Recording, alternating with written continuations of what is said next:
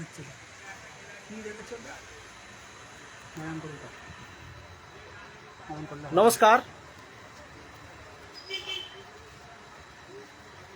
আপনারা দেখতেই পাচ্ছেন আমরা উপস্থিত হয়ে গেছি পরশমণি মূর্তি ভাবনা একটি শিল্পালয়, প্রতিমা শিল্পালয়। ঠিকানাটা আপনাদেরকে জানিয়ে রাখি, হাওড়া থেকে বাগনানগামী বাসে উঠে নিমদিঘি থেকে নেমে অটো বা টোটোতে 15 থেকে 20 মিনিটের পশ্চিম দিকের পথ এই শিল্পালয়।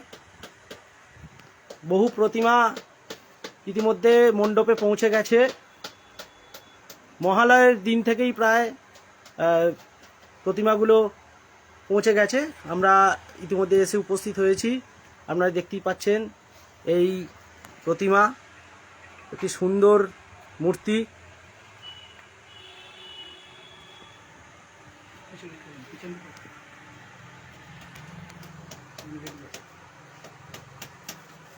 জোর কদমে চলছে শিল্পীদের কাজ।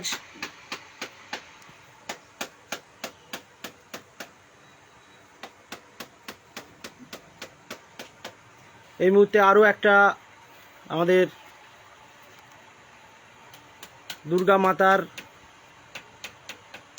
রূপদান করেছেন এবং শেষ কাজের প্রস্তুতি পর্ব শেষের পথে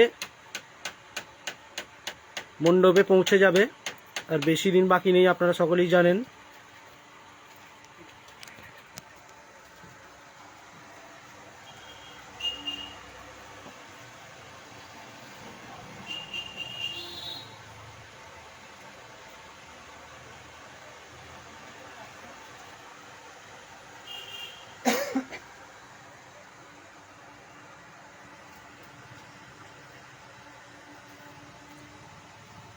ইনি প্রতিমা তৈরি করছেন, ওনাদেরকে একটু জিজ্ঞাসা করে নেব এই প্রতিমাটা কোথায় যাবে, একটু যদি আমাদেরকে বলেন।